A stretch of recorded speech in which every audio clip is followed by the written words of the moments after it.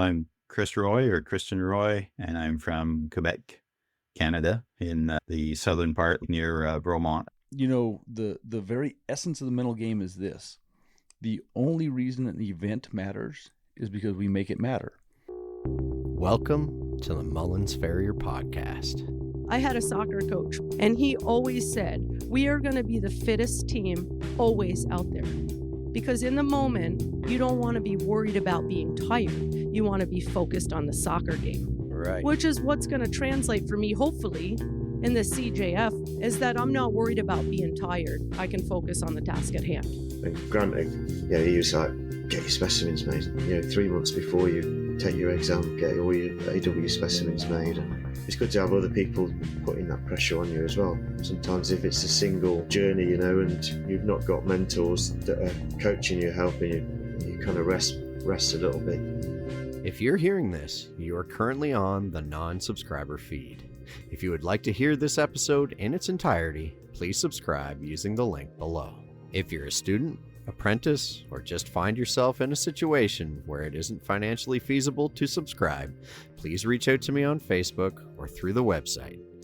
The good folks at Out West Design and Fabrication are lending their support by helping us to cover your scholarship subscription. You can check out many of their incredible projects on their Facebook page. Out West Design and Fabrication, your choice for Farrier rakes. Now here's a sample of this week's episode. Thank you for listening. Most people that I know in this industry only want the best for the other people in the industry, which is a pretty cool thing. Welcome, everyone. As you will no doubt hear in my voice, I still have not been able to shake this bug I caught at Summit. So please bear with the raspiness for yet another episode. Today's guest received one of the traveling podcast mics from another former guest, Olivier Dufresne. Admittedly, he has had it for a while, so I finally found some mutual time for the two of us to have this interview. As you will hear, Christian has lived through the situation every farrier finds lurking in the back of their minds, where due to a chronic back injury, he had to make the difficult choice to step back from full-time shoeing. He still shoes on a weekly basis, and he is still very involved in the farrier world. We cover many topics during the interview, including the generosity of the farriers in his community who helped him out during his difficult time, his unique start as a farrier, our shared passion for mountain biking, his time spent as the president of the AMFQ, and his take on toe clips versus side clips, as well as many other topics. We had a great chat and then probably talked for about just as long after the recording had stopped. Hopefully someday I can join him and Kathy Lesbros on the mountain bike trails in his neck of the woods. Anyway, I hope you enjoy the conversation as much as I did. So I guess we should start at the very beginning. I don't know much of your story. Yeah. So how did you become a shoer in the first place? It all started back in 1989. So I had my own personal horses with my brother, and I said to myself, I can do this. Mistake. Yep, the mistake So, every farrier makes. Yeah. A gentleman up the road that had Clydesdales, his farrier was quitting because of heart problems. Oh. And he said he's selling all his equipment. So I went and saw him, and he said, I'll sell it to you. I got to show you how it's done. I'm like, all right, it sounds like a deal. So he came over to a bunch of times when I was doing my horses. He'd come over and help me shoe my horses, and that's how I learned the basics. Okay. And then later on, so I did just my own horses for about 10 years. Okay. Which we were showing in the hitch classes and all that. So the big Scotch bottom shoes and the pads and the whole works. Right. All the back breaking stuff right off. Yeah, no kidding. Yeah, talk about right into the fire. So who was the gentleman that you started with? Oh my God, what was his name? Pierre Joly, Frenchman. Okay. There's a lot of Frenchmen, obviously. Right. Yeah. And was he mainly focused on heavy horses himself, or he did everything? No, not at all. No, he was just doing light horses, actually. Oh, okay. Gotcha. Yeah. So he said, do everything I'm doing, but hit it harder. Probably, yeah. Get yourself a forge, because did he have a forge? Yeah, he had the old style NC burner like two, they're straight up and down. Yep. It's like a little pipe and air gap in between. And Right. Okay. Yeah. And the Percherons, that's not something everybody just falls into. How did you get into them? My first job actually as a teenager doing hay for money, right? Yep. Helping farmers day. Yep. They had a little breeding operation of Percherons. Okay. So every lunchtime I'd go out and play with the babies because they would do 8, 10, 12 babies a year. Okay. At lunchtime I'd go play with the babies. And then there was one that I liked more. And one day he comes up to me, he says, "You want that one?" I'm like, "Well, I don't even have a barn. What are we going to do with it?" You know? Then he says, $500 and it's yours. Okay. So I was like 14 or 15.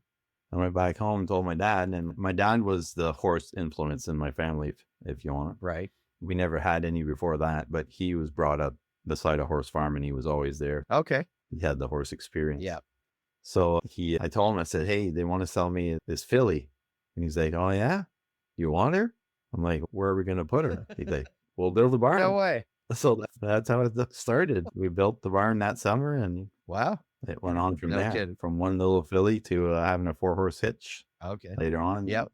The carriage stuff seems to be more prevalent in Quebec, or you guys just do a better job of it, because I always see so much more on Facebook and that in your neck of the woods than I do over here. We used to have Oh, yeah. Tralee, which is sort of in my backyard, but then it just disappeared. I guess they sold Okay. the property. Did you ever go to that No. farm? Okay. They used to have a carriage competition every year. Okay. Did you ever go to the Royal? Not to show. We showed at the CNE back then when the CNE was going. Yeah.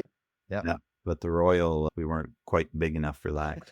Gotcha. So you were shoeing these horses for 10 years, doing your own. Yeah. What Yeah. did you do as a career while you were doing that? I was a welder, Oh, okay. welder fabricator. So you're always involved with metal in one way or another. Yeah. And then what And then- caused you to then take it on as a Well, full-time at the career? shows, people were like, "Oh, you do a nice job. Do you want to do mine?" Then on, and then another one and another one. And then I actually changed jobs and went and worked for a feed mill. Okay. I don't know if we can name him or not, but it was Purina feed mill. Okay. But it was also hardware store, gates, fencing, whatever, Right. like The works. drainage, a little bit of everything. Yeah. I would target some new potential clients when they'd come in. Wait. I'm like, "Oh, where's my card?" by the Yeah, I way?" was going to say, you've got one up on the guy who's got his cards tacked to the board in the feed mill when you're So- handing it to them personally. Yeah. And so my boss was actually really nice about it. So when I got more and more clients, I took one less day off of work from him. Right. Worked it like that until one day I said, "Okay, I got to go full time." You know? Right. How long do you think that transition happened? How long did it take? Was it 10 years? Oh, okay. Yeah. Like I wasn't everybody that was coming in. I was picking the good ones. Right.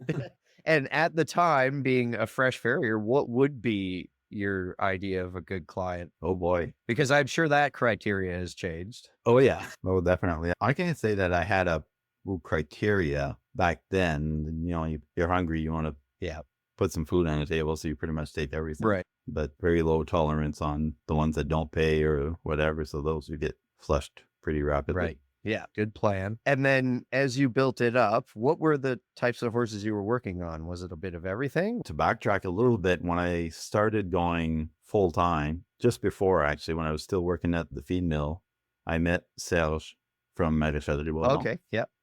in a barn and started talking about this and that. And I didn't know anything about associations and certifications or anything like that at that point. Right. And Serge says, "Hey, I need an apprentice a couple days a week. Are you interested?" So I said, "Yeah, sure." So I worked with him for a year and a half or so, Okay. had a couple days a week. And that really brought my game up like big time. I bet. I guess I never really asked. How long did you work with the other guy? Oh, he came to my place maybe 7, 8 times. Right. Really? And then, Yeah. and then you just hit the ground running with your own. Yeah. Well, I guess at least you'd learn a lot of mistakes just And I- on your own and I- horses, right? Yeah. And I bought the Butler book. right? Okay. Then you were That was fine. You the- could have figured it out. That's all you need. Some tools and a book. What could go wrong? Yeah. Yeah. I remember I went to an auction, horse auction, and I bought one of those probably $6 nailing hammer Right. from the auction. Yep. That was my first shoeing official shoeing hammer that I bought myself. Up to your game. I still have that kicking around somewhere, but Yeah, really. Yeah, the old tools are hard to let go of. You always think maybe I could use this for something, right. or melt it down someday and turn it into Damascus. Yeah, forge it into a knife. Or Yeah, something. exactly. So what did you learn working for Sayers that you probably weren't aware of before? I'm sure. Romance. So many Yeah, things. I'm sure there would be. Yeah. Like the other gentleman used to gouge with a rasp under under the nails. Right, yeah. And sales agent like, no, we don't use that here. Use a gouge. That was my first big thing. I'm like, oh man, that's so nice doing it like that. Right. And Yep. eye opener stuff and the hot shoeing because the other guy didn't do hot Oh, shoeing. okay. Right. Yeah. And really fell in love with that. So much easier to shape your shoes and to fit. So you were All doing that. draft horse shoes cold? No, I would rough shape them but I never burnt them on because I didn't Oh, okay. never saw anybody do it. Right. So Wow. I would shape them and then get them close. And Talk about making a hard job even harder. And then in the article that I read, you did compete a little bit. forging. Yeah. Oh yeah. Yeah. And how did you get into that? Was that Serge's influence? No, that was another guy, Patrick Saint-Hilaire. Okay. He crossed him in a barn somewhere, and he was president, I think, at the time, or vice president of the AMFD. Okay. Yep. And he's like, hey, why don't you come down this weekend? We have a little friendly competition in such place, or whatever. I had no idea what I was getting into, but so I showed up there and finished last, like everybody else that shows up unprepared. Yep. Yep. But I liked it. So I'm like, okay, I got to get into this on from there and work my way up to the open division. Cool. And did you compete outside of Quebec, or was it mostly just? Yeah. Okay. In the States, Ontario. Yeah. Yeah. Like Vermont, the closer states, Vermont, New York, and New Hampshire, Right. Ontario. Okay. Yeah. And how long did you do that for? Or is that still happening? No, I haven't competed probably in 10 years now. Okay. Yeah. But I don't know, when is this going to air? Why? Because, so this is in news for you. You're the first. to Oh, hear it. So okay. Yeah. I've been asked to judge the novice, and now we have an intro novice, which is pre-novice, if you want. Yeah. The division at the Masters Cup this year. Oh, very cool. Okay. So the last 2 years, I've been steward for the open division. Right. So Oh, that's you know, exciting. they asked me to judge the novice and the pre-novice. It's last year, I think. I don't want to step on anybody's toes, but I think it was the biggest competition in Canada. Oh, last yeah. year, the Masters. Yeah, there were some huge numbers there, weren't there? Yeah, 98 Yeah, competitors. you guys have built it into So- quite the thing. Yeah, it's awesome. No kidding. I'm very proud of the gang. Being a past president, like you always like to see the association thrive like that. Mm-hmm. Take it up even higher than where you had taken it. And Right. that's always a good thing. So how long was your tenure as president? It's 2-year terms. Okay. Usually. And I finished, like one guy quit before the end of his term. So I finished his term plus 2 years. So about 3 years. Okay. Gotcha. But I was on the board of directors for about 8 till now. Okay. Yeah. Just being on boards of stuff, it's such a huge time commitment with all of the phone conferences and meetings and the effort Yeah. you have to put into things. How did you find the time to do it all? I had a good team, honestly. Yeah. Everything rolled good. Really had a good team back then. Well, that's Like you gave somebody a job, they did it. right. Yep. Not always an easy thing. Well, I mean, there's always 2 or 3 out of the 9 that don't do anything, but Right. that's typical in every. Any human organization, I find. That's right. Yeah. So I guess I don't think we ever really answered the question. So what type of horses do you work on now? Are they all mostly hunter jumper as of your area? And yeah. dressage, Yeah, I imagine, exactly. as well? No dressage horses at all. Really? Okay. Well, No. there's my ignorance. Yeah. I would have loved to do some, but just none around. Oh, So okay. hunter jumpers is a big thing, obviously, Because because of the Bromont Right. That was art. show and that. Some quarter horses, but I never got into that type of clientele, like the barrel racers and stuff. Right. Just not my thing. Right. Yeah. Yeah. You choose your tribe, basically, Right. as you're able Yeah. to. When you've got enough to pick from, yeah. Right. Yeah. And this was a question that came up for me when I was looking at the pictures in the article. You had a horse in there that it had navicular and you'd had rocker toes on it. A rocker toe something that you use fairly often in your Not everyday anymore. practice, or not at all? Not anymore. No? I'll do a roll toe. Oh, okay. I do quite a few roll toes, but not the rocker toe. Okay. What made you make Yeah. the switch? It's just physics. I mean, I was doing, you put the two side by side on a table and you push down on the toe, you'll get the same effect, right? Right.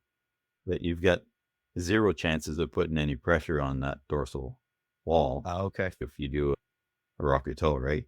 You do get pressure on the dorsal wall with the rocker, you mean? You could. Yeah, you know? yeah. Why take the chance if you're getting the same effect from a roll toe? Yeah. I was somebody who embraced the rocker years ago and have stayed with it. But I will admit, the very first horse I did it on, I got a phone call that night and had to go back. And yep, I definitely was too aggressive with that. Yeah. So I have learned since then not to be, but yeah, it's always interesting. Have you noticed the trend in Ontario? There was a period where I was the only person putting toe clips on the jumpers on their front Yeah. feet. And I did it for years and then got away from it. And now I've noticed everybody's gone back to toe clips, Oh, except really? for me so far. But has that trend found its way to Quebec, or is that I was the only guy doing toe clips here for a long time. okay? I don't know if you noticed in that article, it was, in those days, it was just toe clip. Okay, right, Everything was toe clip. right. And then I had a few jumpers, high-end jumpers, like borderline Olympic ones that were like, yeah, I don't like the toe clips. Somebody told them that they could let the shoe slide back versus the two side clips. And I'm like, no, but No. so then I started doing side clips, and I asked a very well-known farrier, I'm like, so why do you choose side clips over toe clips? He's like, you'll figure it out one day. If you would like to hear this episode in its entirety, please subscribe using the link in the show notes. Thank you for listening.